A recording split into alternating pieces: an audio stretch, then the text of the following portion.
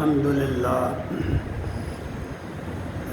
للہ وکفیٰ وسلام علی عبادہ الذین اصطفیٰ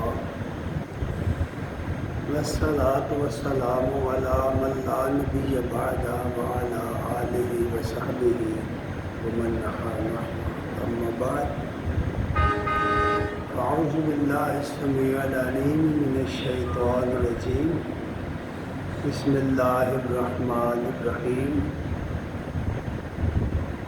تبارک الذی نزل الفرقان علی عبدہ لیکون للعالمین نذیرا صدق اللہ مولانا العظیم وصدق رسولہ النبی الکریم ونحن علی ذلک لمن الشاہدین والشاکرین والحمد للہ رب العالمین۔ السلام علیکم ورحمۃ اللہ وبرکاتہ۔ ہر قسم کی حمد و ثناء کے لائق اللہ جل شانہ کی ذات عظیم ہے، اور بے بہا درود و سلام محمد رسول اللہ صلی اللہ علیہ وآلہ وسلم پر اور آپ کے آل اور صحاب پر۔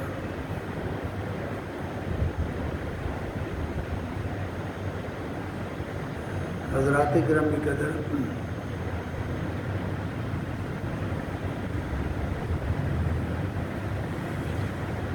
اللہ تبارک تعالیٰ کا بہت بڑا احسان ہے ان لوگوں پر جنہیں اس نے راہ ہدایت نصیب فرمائی اور زندگی کی صراط مستقیم پر وہ گامزن ہو گئے۔ اس دنیا میں شاید ہی کوئی ایسا انسان ہوگا کم وقت یا بد وقت جس کو ہدایت کی طلب نہ ہو، ورنہ بنی آدم میں ہر انسان وہ کوئی بھی ہو، کہاں کا رہنے والا ہو، کسی مسلک سے اس کا تعلق ہو، کسی قوم سے ہو، کسی مذہب کو مانتا ہو، وہ ہدایت کا طالب ہے۔ ہدایت حق کی طلب جو ہے انسان کے اندر ہے، اور اس کے ساتھ ہی انسان کے اندر یہ طلب بھی ہے کہ وہ جب اس دنیا سے جائے تو اس دنیا میں بھی اس نے کامیاب زندگی بسر کی ہو، اور آخرت میں بھی اسے سرخروئی حاصل ہو جائے، وہ کامیاب ہو جائے۔ اس میں کوئی شک نہیں کہ کامیاب وہی ہوگا جسے ہدایت حق نصیب ہو گئی۔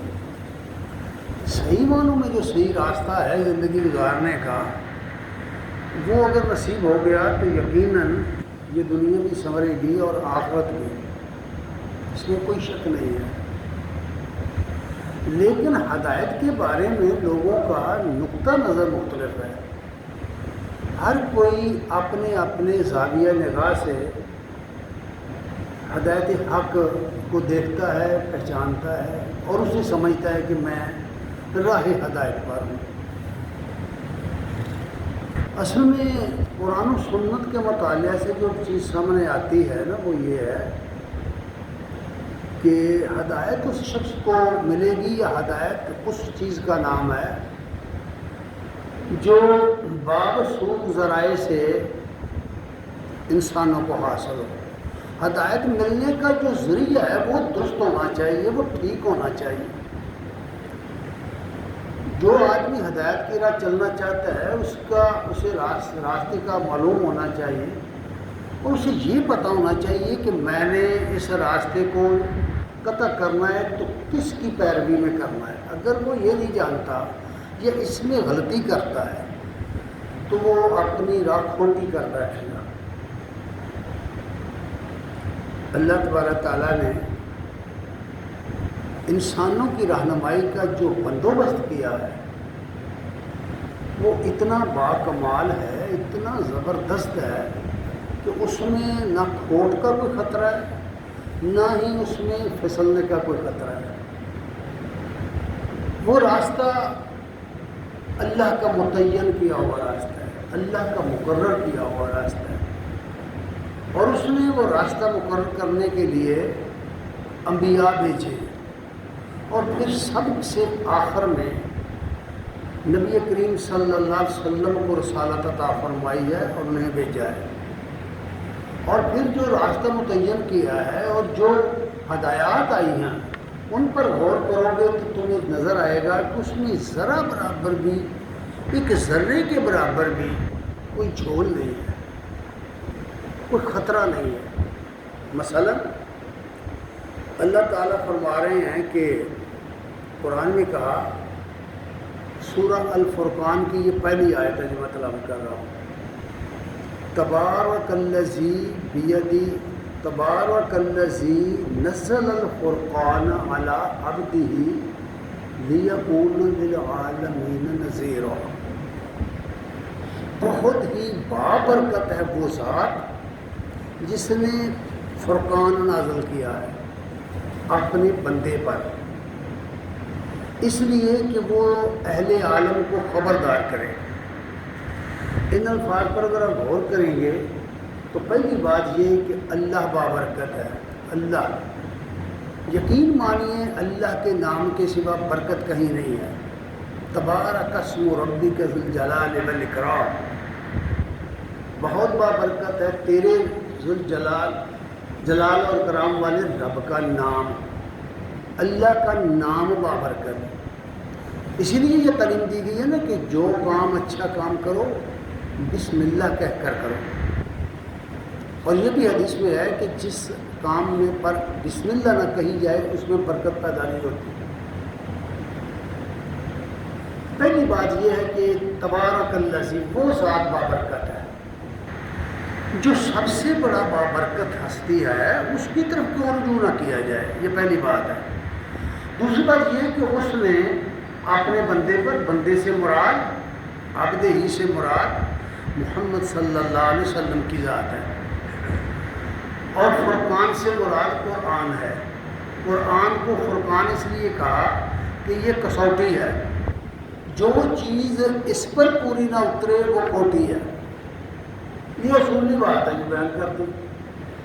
اگر آپ جاننا چاہتے ہیں کہ کیا کھرا ہے، کیا کھوٹا ہے، کیا غلط ہے، کیا صحیح ہے، کیا ناحق ہے، کیا حق ہے، تو لائیے اس کو قرآن کے سامنے، قرآن کی میزان پر رکھیے اس کو، قرآن تول کے بتائے گا کہ یہ بات سچ ہے یا غلط ہے، حق ہے یا باطل ہے، بتائے گا۔ اس لیے قرآن کو کسوٹی کہا گیا ہے۔ غرض اس کی یہ بیان کی گئی ہے کہ اس کے ذریعے ساری دنیا کو، تمام دنیا کے انسانوں کو خبردار کر دیا جائے، خبردار کر دیا جائے، ڈرا دیا جائے۔ کس بات سے ڈرا دیا جائے؟ اللہ تعالیٰ کی ناراضگی سے، اللہ تعالیٰ کی ناراضگی سے ڈرا دیا جائے۔ تو اللہ ناراض ہو گیا تو سوائے جہنم کو کچھ نہیں ملے گا۔ اب یہ فرقان جو نازل کیا، نازل کرنے والا ہے بابرکت، نمبر 1، یہ پہلی بات ہے، نازل کرنے والا ہے بابرکت۔ جس چیز کو نازل کیا وہ ہے کسوٹی، کھوٹے کھرے کی پہچان کرنے والی۔ جس پر نازل کیا گیا وہ ہے نذیر، اور دوسری آیت میں فرمایا وہ ہے بشیر۔ بشیر اور نذیر ہے، دنیا کے لیے وہ کافی ہو کر آیا ہے، ساری دنیا کے لیے رسول بن کر آیا ہے۔ اور جس پر نازل کیا گیا وہ قرآن ہے، جو جس نے لایا، جو لایا ہے قرآن کو، وہ کون ہے؟ اگر آپ غور کریں گے تو اس سند میں صرف 3 ہستیاں ہیں، صرف 3۔ اللہ ہے، اس کا بھیجا ہوا روح القدس ہے، جس قلب اطہر پر قرآن اترا وہ محمد صلی اللہ علیہ وسلم ہے۔ یہاں بات ختم ہو گئی۔ اس لیے فرمایا کہ ان سے کہہ دو، ان لوگوں سے کہہ دو کہ یہ کلام، سورہ تکویر کی آیت نمبر 19 تا 21 میں یہ بات فرمائی ہے، انہو اتعارف ہے، روح القدس کا تعارف کر رہا ہے، وہ کہاں رہتا ہے، کیا مقام ہے اس کا۔ انہو لقول رسول کریم، یہ ایک عزت دار مکرم رسول کا لایا ہوا کلام ہے قرآن. ذی قوت عند ذی العرش مکین، بڑی قوت والا ہے، بڑا ہی طاقتور ہے. عرش والے کا مکین ہے، عرش والے کا مکین ہے. مکین کس کو کہتے ہیں؟ مکین رہنے والے کو، مکان جہاں وہ رہتا ہے. اللہ کا ہمسایہ ہے، ہمسایہ جبریل امی بندہ خاکی ہے. اس کا نشیمن نہ بدخشاں نہ بخارا نہ بدخشاں. اللہ کا وہ ہمسایہ، اللہ کے اور اس کے درمیان کوئی واسطہ نہیں ہے، درمیان میں کوئی کڑی نہیں ہے. اللہ کے اور جبریل کے درمیان کوئی کڑی نہیں ہے، اور جبریل کی اور محمد صلی اللہ علیہ وسلم کے درمیان بھی کوئی کڑی نہیں ہے. ذرا آپ دیکھیں کس طرح یہ تینوں چیزیں مل گئی ہیں. قرآن مجید کی عظمت بیان ہوئی ہے، اس کے نزول کی عظمت بیان ہوئی، اس کے نازل کرنے والے اور جو لے کے آیا اس کی عظمت، جس کے دل پر آیا اس کی عظمت یہ بیان کی گئی ہے. اس لیے فرمایا انہ لقول رسول کریم ذی قوت عند ذی العرش مکین مطاع ثم امین. اللہ تعالیٰ کے ہاں کلہم فرشتے اس کے فرمانبردار ہیں، وہ مخدوم ملائکہ ہے. اور پھر اس کی یہ صفت ہے کہ وہ امانت دار ہے، اس میں وہ کمی بیشی نہیں کر سکتا، نہ کرتا ہے قرآن کے نزول میں، اس کلام میں.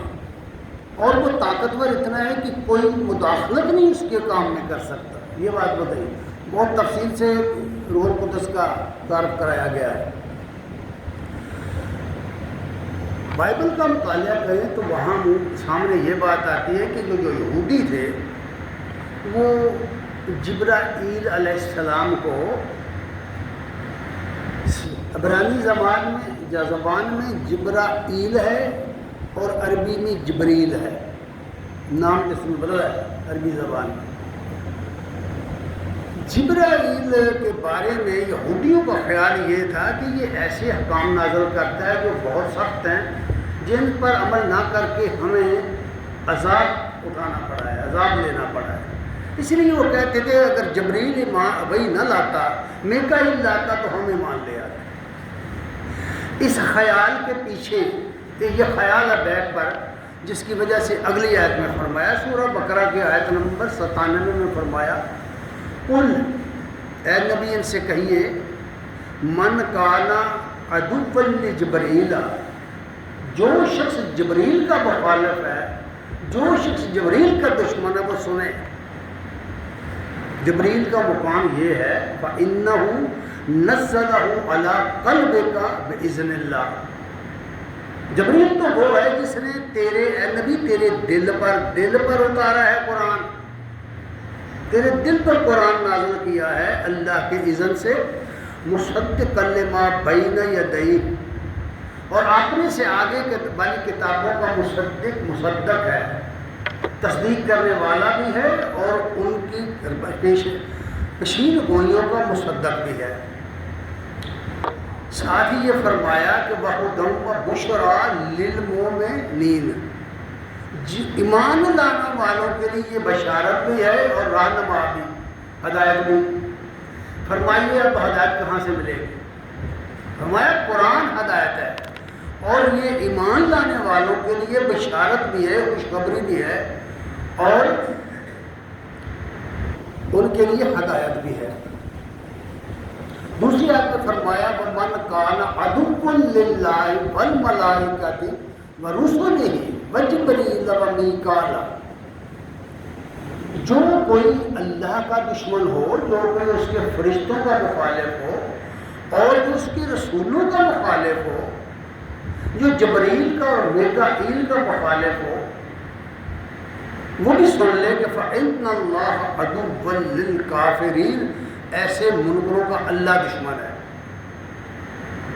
اور یہ بات میں آپ کو بتا دوں کہ آپ کی کتابوں میں، لٹریچر میں یہ باتیں، روایتیں موجود ہیں کہ جبریل وہی دے کے آئے، نبی صلی اللہ علیہ وسلم بیت الخلاء میں چلے گئے تو جبریل علی پر وہی کر گیا. یہ بھی چیزیں موجود ہیں. تو گویا قرآن نے ایسے ہر قسم کے لوگوں کو اللہ کا دشمن قرار دیا ہوا ہے. ایسے لوگ جو لوگ فرشتوں کے بارے میں ایسا رویہ اختیار کرتے ہیں کہ ان کی توہین نکلے، تنقیص نکلے، یا ان کے مخالف باتیں کریں گے، یاد رکھیے وہی کا نزول اس طرح کی باتیں نہیں ہیں کہ نتو خیرے کی بات نہیں ہے، یہ اللہ کا نظام ہے اور اس میں یہ فرمایا گیا ہے. اور پھر تیسری جگہ فرمایا ہے کہ قُلْ نَزَّلَهُ رُوحُ الْقُدُسِ مِنْ رَبِّكَ، اے نبی ان سے کہہ دو کہ اس قرآن کو روح القدس نے تیرے رب کی طرف سے نازل کیا ہے، اور اس لیے کیا ہے لِيُثَبِّتَ الَّذِينَ آمَنُوا وَهُدًى وَبُشْرَىٰ لِلْمُسْلِمِينَ، تاکہ ثابت قدم رکھے ان لوگوں کو جو ایمان لائیں. یعنی میں اور آپ اگر ہر شخص جائزہ لے کہ ہم کس درجے کے ایمانوں میں ہیں، پھر پتہ چلے گا نا. جو بشارت دی گئی ہے کہ وہ بہودم و بشرا، یہ ان کے لیے ہدایت ہے اور بشارت ہے. ان کے لیے جو سر تسلیم ہم کریں. للمسلمین وہاں کہا تھا مومنین، پہلا مرحلہ ایمان کا ہے، اس کے بعد عمل کا ہے. للمسلمین سر تسلیم ہم کریں، اللہ اور اس کے رسول کے احکام کے سامنے گردن جھک جائے تو وہ شخص مسلم ہے. اس کے لیے پھر بشارت بھی ہے اور ہدایت بھی. تیسری جگہ فرمایا سورۃ شعراء کی آیت نمبر 192 تا 94 میں فرمایا، یہ آیت بھی میں نے پڑھی ہے، یہ سورہ نحل کی آیت نمبر 102 ہے. اس میں فرمایا ہے کہ وَإِنَّهُ لَتَنزِيلُ مِن رَبِّ الْعَالَمِينَ، یہ قرآن رب العالمین کی طرف سے نازل ہوا ہے. یہ قرآن نبی کا کلام نہیں ہے، یہ نبی کے اختیار میں نہیں ہے کہ قرآن بدل لے یا ترمیم کرے. یہ اللہ کی ذریعے رب العالمین کی طرف سے یہ قرآن نازل ہوا ہے، یہ بات فرمائی گئی ہے. اور ساتھ ہی فرمایا کہ نازل بہ الروح الامین، پہلے فرمایا روح القدس، پاک ہے، پاک روح، اور یہاں فرمایا روح الامین، امانت دار روح. اور بعد جگہ قرآن میں فرمایا روح. قرآن مجید میں لفظ روح 18 مقامات پر جبریل علیہ السلام کے لیے استعمال ہوا ہے، اور سارے قرآن میں صرف 4 جگہ جبریل کا لفظ استعمال ہوا ہے. اور یہ جبریل کی تعارف بیان ہو رہا ہے. ذرا غور سے بات سنو، غور سے. ایک بات میں پوچھوں گا آپ سے آگے چل کے کہ فرمایا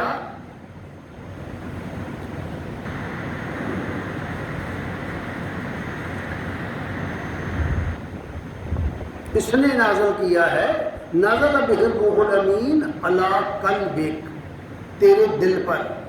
کبھی غور کیا ہے آپ نے کہ یہ دل پر کس سے نازل ہوتی ہیں چیزیں؟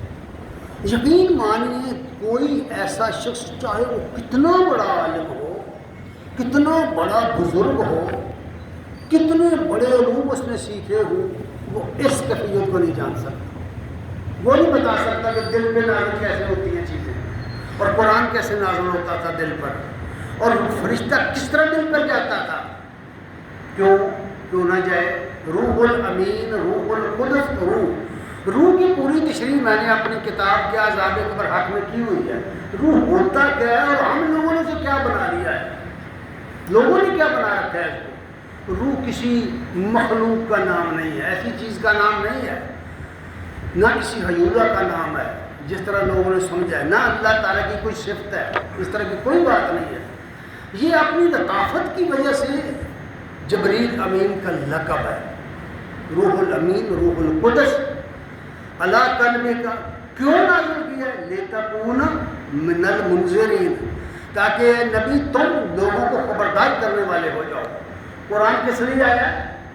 لوگوں کو خبردار کرنے کے لیے کہ لوگوں ہوش کے ناخن لو، تم کدھر جا رہے ہو، کیسے جا رہے ہو، اپنی زندگی کس طرح گزار رہے ہو، قرآن کے بغیر کس طرح گزار رہے ہو، یہ خبردار کرنے کے لیے آیا. اس کے بعد فرمایا ہے کہ یہ وہ جبریل ہے. سورہ نجم کی آیت نمبر 5 میں فرمایا علمہ شدید القویٰ ذو مرہ، یہ روح القدس ہے جس نے نبی کو تعلیم دی ہے. کیا سمجھے آپ؟ علمہ، تعلیم میں سے یہ جملہ آیا ہے، علمہ. معلم کون ہوتا ہے؟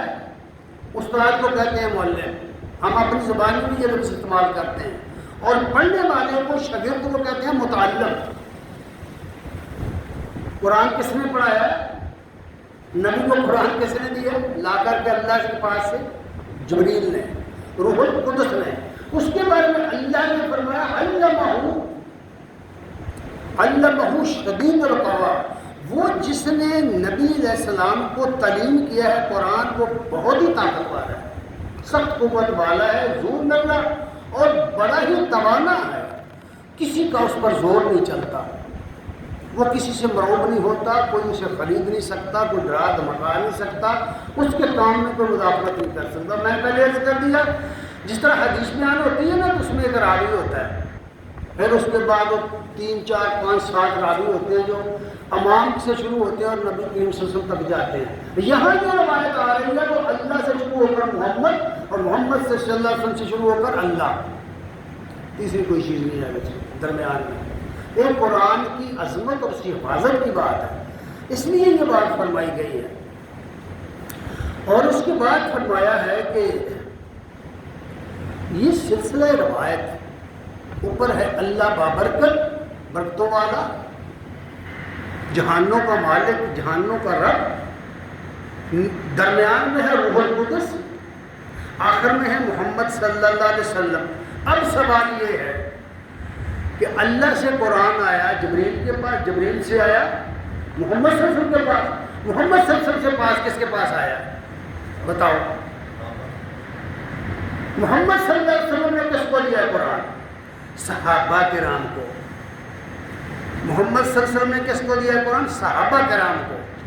اور حجۃ الوداع کے موقع پر 1,24,000 صحابہ تھے بعض روایتوں کے مطابق، جن کے اندر آپ نے یہ بات فرمائی تھی کہ جو لوگ یہاں موجود ہیں، جن تک پہلے اقرار کرایا تھا کہ لوگوں حل بلغت، تو کیا میں نے تم تک اللہ کا قرآن پہنچایا، اللہ کا دین پہنچایا؟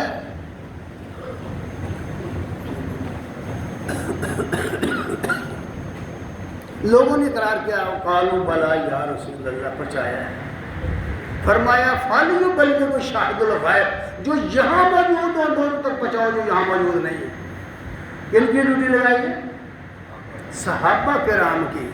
اب صحابہ کے بارے میں یاد رکھیے، جس ہستی کے بارے میں، جس ہستی سے دین سیکھا جاتا ہے، جو شخص دین سکھاتا ہے آپ کو، اگر اس کا کردار متعون ہو جائے، اگر وہ اس کی تنقید کر دی جائے، اس کا توہین کر دی جائے، اسے گمراہ قرار کر دیا جائے، گناہگار قرار دے دیا جائے، کیا خیال ہے؟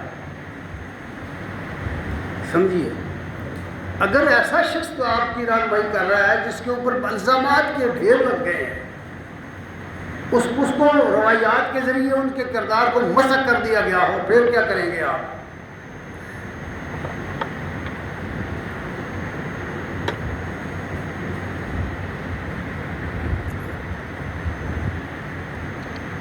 یہی وجہ ہے نبی کریم صلی اللہ علیہ وسلم نے اس بات کا علاج کیا ہوا ہے. آپ صلی اللہ علیہ وسلم نے فرمایا میرے تمام صحابہ حق پر ہیں، سچے ہیں. رسول کریم صلی اللہ علیہ وسلم کی ذات کے بارے میں، آپ کی صفات کے بارے میں، آپ کی کلام کے بارے میں، آپ کی حدیث کے بارے میں قطعاً جھوٹ نہیں بولیں گے. تمام صحابہ کو فرمایا عدول ہیں، برحق ہیں. اور یہی وجہ ہے کہ امت کے علماء نے، بعد میں آنے والوں نے جب اس پر کتابیں لکھی ہیں، تدوین ہوئی ہے جب حدیث کی، اور اس کے وقت اس بعد جب اس کے درجات مقرر ہوئے ہیں کہ درجہ اول صحابہ کا ہے، مرتبہ اول صحابہ کا ہے. صحابہ کو مستثنا کر دیا گیا کہ ان پر تنقید نہیں ہوگی. کیا سمجھے آپ؟ صحابی بڑے درجے کا ہو، چھوٹے درجے کا ہو، اس میں کوئی شک نہیں کہ مختلف درجات ہیں. قرآن میں ہے کہ جن لوگوں نے فتح سے پہلے خرچ کیا، جانیں لڑائی، جنگوں میں حصہ لیا مکہ فتح ہونے سے پہلے، وہ اپنے درجے میں دوسرے سے بڑھ کر ہیں. لیکن ساتھ ہی کہا کہ کل وعدنا حسنا وعد الحسن، سب سے اللہ نے حسنا کا وعدہ کیا ہے، دیگر سے بھی حسنا کا وعدہ کیا ہے۔ اور جو پیچھے آئے ان کے بارے میں یہ اعلان کر دیا قرآن میں، اولئک هم الراشدون، یہ سب کے سب ہدایت یافتہ ہیں، ان کی شان میں گستاخی کرنا منع ہے۔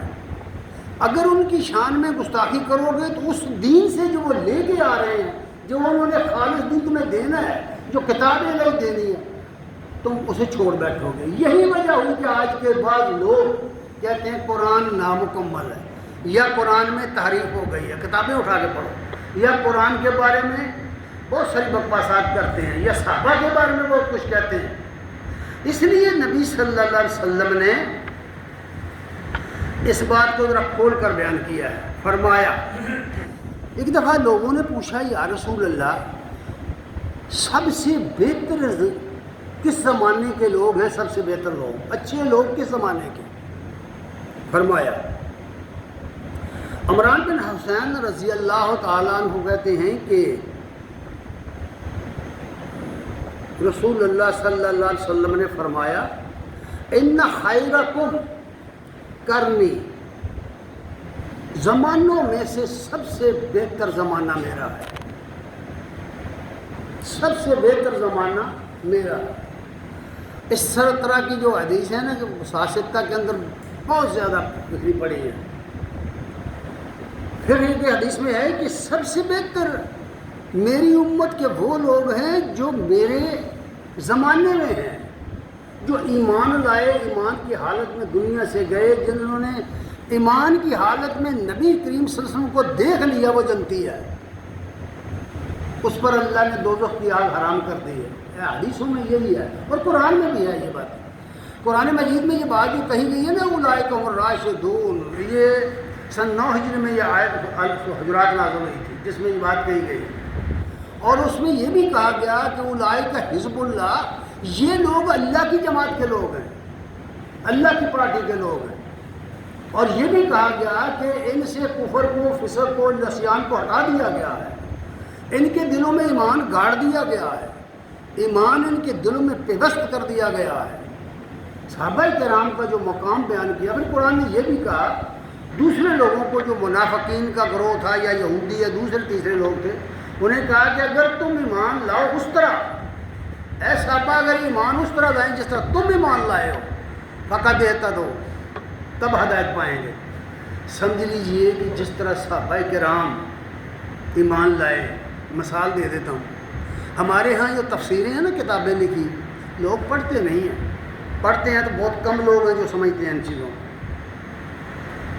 قرآن مجید میں بعض ایسی چیزیں بیان کی گئی ہیں جن تک اپروچ انسانوں کی نہیں ہے، آدمی وہاں تک پہنچ نہیں سکتا، سوچ نہیں سکتا، اس کی عقل کی گرفت میں وہ چیزیں نہیں آتی۔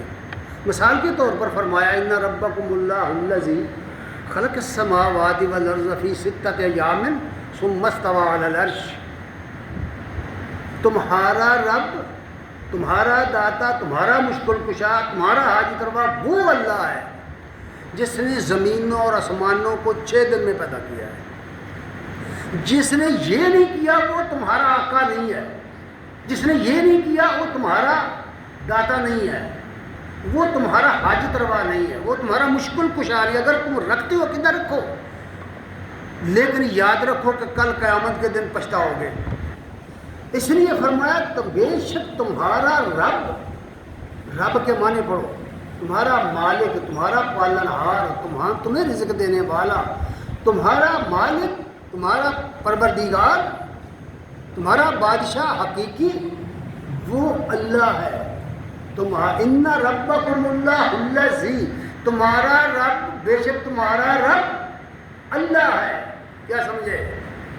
تمہارا رب اللہ ہے جس نے زمین اور آسمان بنائے ہیں 6 دن میں۔ ہم 6 دنوں کی حقیقت بھی نہیں جانتے، کیونکہ ہم اس دن سے واقف ہیں جو گردش لیل و نہار سے پیدا ہوا ہے۔ یہ تو بعد میں آیا دن، جب کائنات ہی نہیں تھی تو دن کیا تھا؟ تو اس کو درانیوں کو کہتے ہیں۔ پھر فرمایا بس ثم استوى علی العرش۔ اب دیکھیے صحابہ کے ایمان کا اور ہمارے ایمان کا فرق۔ آپ کوئی تفسیر کی کتاب اٹھائیں، وہ ثم استوى علی العرش کی تعویل کریں گے، اس سے مراد حکومت کرنا ہے، اس سے مراد فلاں کام اخلاق کام. صحابہ کا یہ معاملہ نہیں ہے. صحابہ تفویض کی طرف جاتے تھے.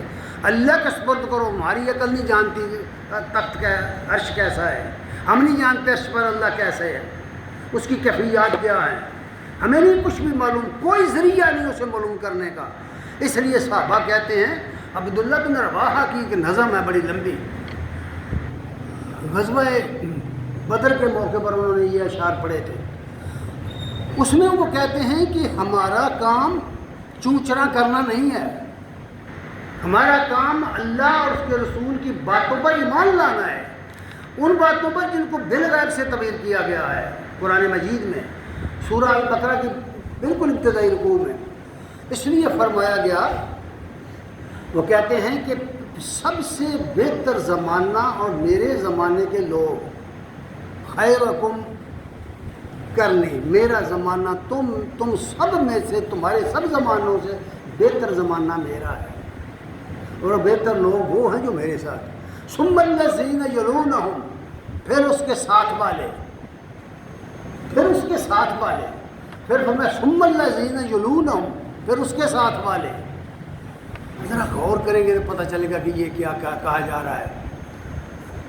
ثم الذین یلونہم، پھر فرمایا یکون بعدہم قوم، جب یہ پہلا زمانہ صحابہ کا گزرے گا، تابعین کا گزرے گا، تبع تابعین کا گزرے گا، جن 2 صدیاں گزریں گی، پھر آئیں گے ایسے لوگ جو قسمیں کھائیں گے حالانکہ ان سے قسم کا مطالبہ نہیں کیا جائے گا، جو گواہیاں دیں گے، کرائے کے گواہ جن کو کہتے ہیں، وہ گواہیاں دیں گے حالانکہ ان سے گواہی طلب نہیں کی جائے گی. پھر فرمایا وہ نظریں مانیں گے، عہد کریں گے، وفا نہیں کریں گے، بے وفا لوگ ہوں گے. پھر فرمایا انہیں کوئی امانت دار نہیں سمجھے گا، وہ سمجھے گا، اگر وہ سمجھے گا تو خیانت کریں گے. 3 باتیں بیان، خود بخود گواہ بن کے کھڑے ہو جائیں گے، کوئی نہیں ان سے گواہی لے گا، اور جھوٹی قسمیں کھائیں گے. آخری جملہ بہت معنی خیز ہے. اس میں فرمایا ہے کہ وَيَظْهَرَ فِيهِمِ السِّمَنُ، پھر ان کے اندر سمن پیدا ہو جائے گا، سمن کا اظہار ہو جائے گا. کیا ہے سمن؟ فرمایا بہت شودے لوگ اقتدار پر قابض ہو جائیں گے. تو اس سے ذرا سنو تو یہ حدیث، پھر جائزہ لو، معاشرے پر فٹ کر کے دیکھو.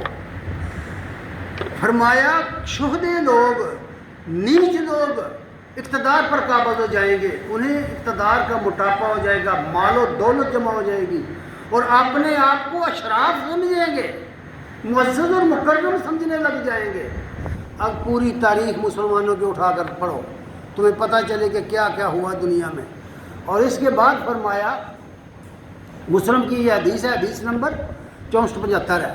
اگلی حدیث میں فرمایا، ابو ہریرہ کہتے ہیں رسول اللہ صلی اللہ علیہ وسلم نے فرمایا، لا تسبوا اصحابی، لا تسبوا اصحابی، میرے صحابہ کا برا بھلا مت کہنا، میرے صحابہ کو برا بھلا مت کہنا. فوالذی نفسی بیدہ، اس ذات کی قسم جس کے ہاتھ میں میری جان ہے. نبی کریم صلی اللہ علیہ وسلم قسم نہیں اٹھایا کرتے تھے، زور دے کے کہا ہے، اس ذات کی قسم جس کے ہاتھ میں میری جان ہے، لو ان احدکم، تم میں سے اگر کوئی شخص انفاق مثل احد ذہبا، احد پہاڑ کے برابر ڈھیر سونے کا خرید کرے، احد پہاڑ کے برابر جو نہیں کوئی کر سکتا. احد پہاڑ کے برابر سونے کے ڈھیر ہیں کسی کے پاس؟ نہیں کر سکتا. لیکن اگر کرے تو فرمایا ما ادرکہ مد احدہم، ان صحابہ کے ایک مد خرچ کرنے کو بھی نہیں پہنچے گا، اتنا ثواب بھی نہیں پائے گا. یا فرمایا نصف مد کے برابر بھی وہ ثواب نہیں پائے گا. کیا سمجھے بھائی؟ صحابہ کا اور ہمارا کتنا فرق نکلا، امت کا کتنا فرق نکلا، صحابہ کا مقام کیا نکلا.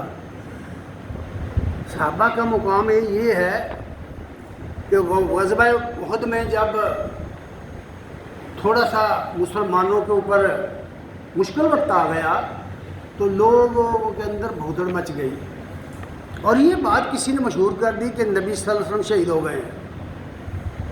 جو صحابہ آپ کے گرد تھے انہوں نے اس طرح دیوار بنائی تھی اور کسی نے پوچھا ابو دجانہ رضی اللہ تعالیٰ عنہ سے یا کہ غالباً دوسرے کے صحابی تھے کہ یہ تمہاری پشت میں کیوں زخم آئے ہیں، تمہاری پشت میں کیوں زخم آئے؟ انہوں نے کہا میں نے پشت دوسری طرف کر کے منہ نبی صلی اللہ علیہ وسلم کی طرف کر لیا تھا کہ کہیں ایسا نہ ہو کہ ایک تیر آئے میری آنکھ کو سامنے، میں اس طرح ہو جاؤں اور تیر نبی صلی اللہ علیہ وسلم کو لگ جائے۔ کیا سمجھے آپ؟ صحابہ کی قربانیاں کیا سمجھے آپ؟ صحابہ کے اندر ایسے ایسے لوگ موجود ہیں، دادا بھی جہاد میں ہے، بیٹا بھی جہاد میں ہے، پوتا بھی جہاد میں ہے۔ صحابہ کے اندر ایسے گھرانے موجود ہیں جن کے خواتین بھی جہاد میں ہیں۔ وہ صحابہ کے بارے میں یہ بات فرمائی۔ ایک واقعہ میں عرض کرتا ہوں چلتے چلتے۔ حاتم بن ابی بلتہ نے فتح مکہ کے موقع پر ایک خط لکھ دیا قریش کو اور راز آؤٹ کر دیا کہ نبی صلی اللہ علیہ وسلم حملہ کرنے والے ہیں، مکہ پر حملہ کرنے والے ہیں۔ نبی صلی اللہ علیہ وسلم نے صحابہ کو بھیجا، علی رضی اللہ تعالیٰ عنہ کو، مقداد اور زبیر کو، کہ جائیں فلاں علاقے میں پہنچی ہے وہ عورت، ایک خط لے کر جا رہی ہے۔ وہ خط کسی ایک صحابی نے دے دیا، اس کو صحابی رسول ہے، ذرا غور کرو، سوچنا ذرا مقام۔ وہ چلے گئے، پکڑ لیا اس نے اس کو۔ مختصر قصہ یہ ہے کہ خط لے کر آ گئے۔ اب بلایا گیا کہ حاتم بتاؤ یہ کیا کیا تم نے؟ انہوں نے کہا یا رسول اللہ، اس ذات کی قسم جس کے ہاتھ میں میری جان ہے، میں ایمان سے نہیں پھرا۔ سنیے ذرا بات، میں ایمان سے نہیں پھرا، چونکہ میں مکہ کے اندر اکیلا گھر ہوں، میرا کوئی کنبہ قبیلہ نہیں ہے، میرا کوئی حلیف بھی نہیں ہے، تو میں نے چاہا کہ انہیں پتہ چل جائے اور میرے بیٹے، میری اولاد، میرے بچے، میرا سب کچھ تو وہاں ہے، تو کچھ تھوڑا بہت لحاظ کریں گے۔ عمر رضی اللہ تعالیٰ عنہ نے فرمایا یا رسول اللہ مجھے اجازت دو، میں اس کی گردن اتار دوں، یہ منافق ہے۔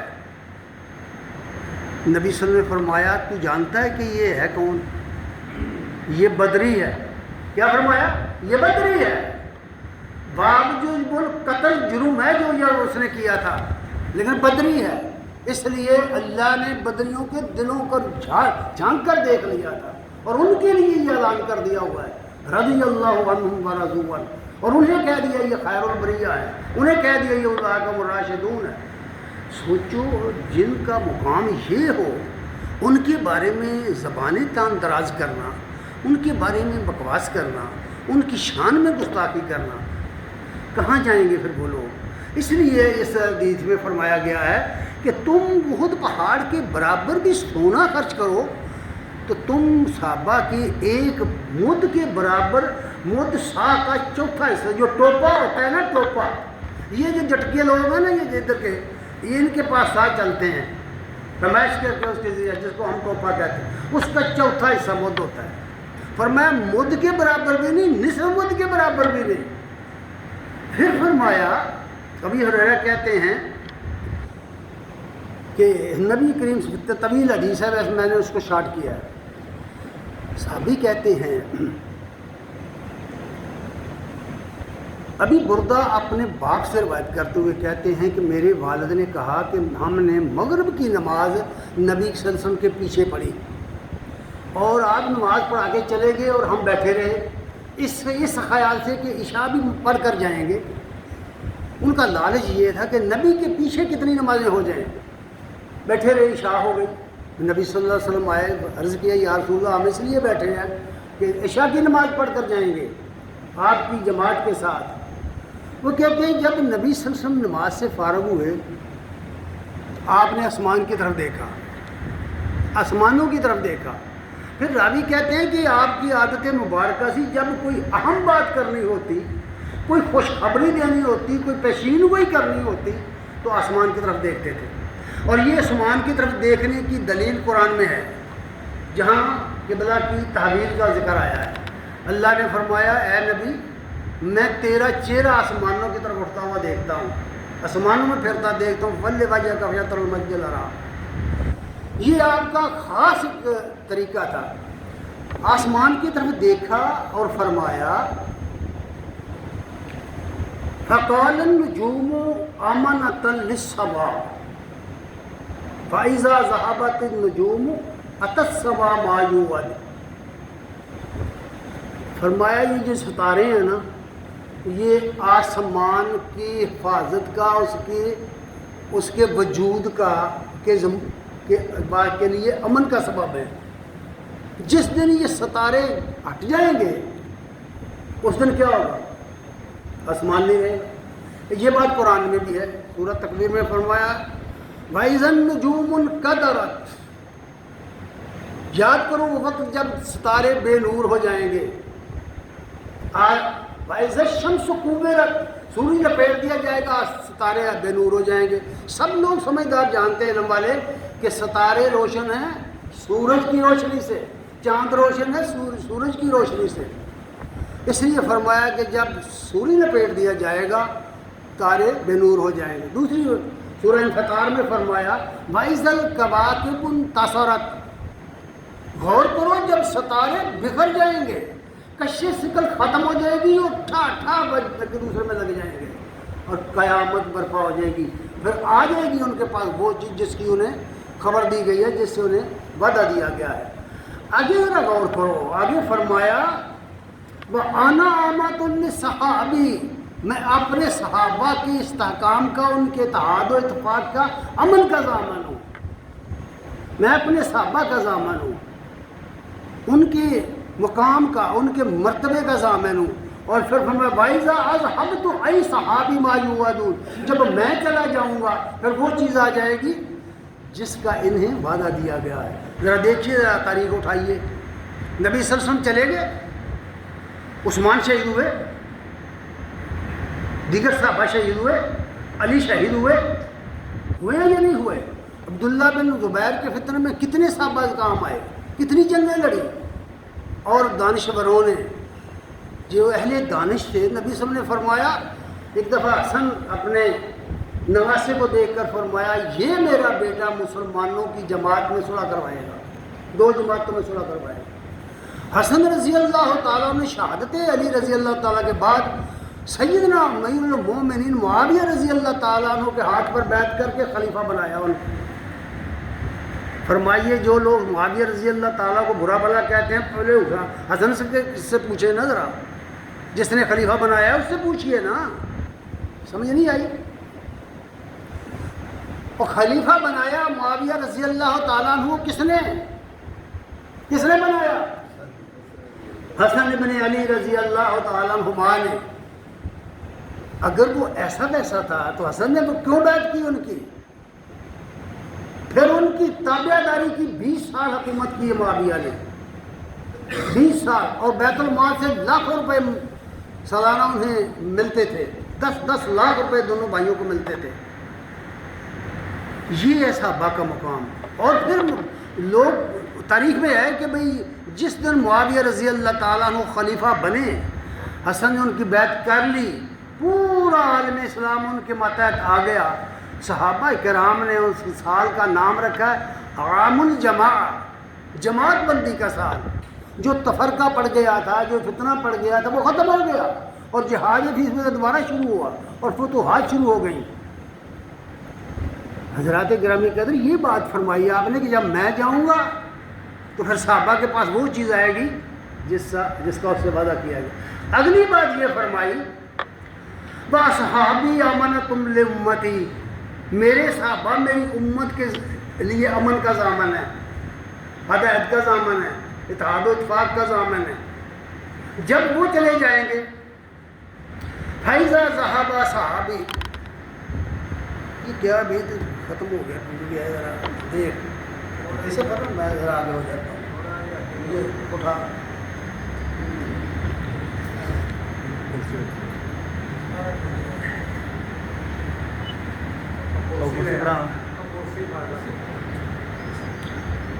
چلیے کوئی بات نہیں, آخری منٹ تک چل رہے ہیں.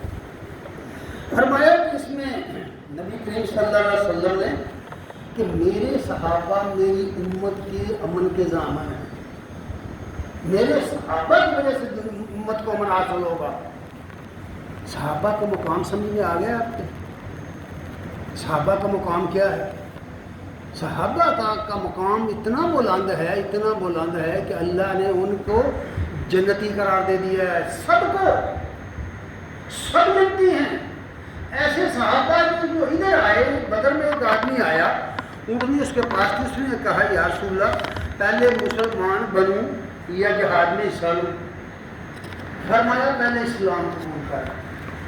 اس نے کلمہ پڑھا, جہاد میں شریک ہوا, شہید ہو گیا, جنت لے گیا کہ نہیں؟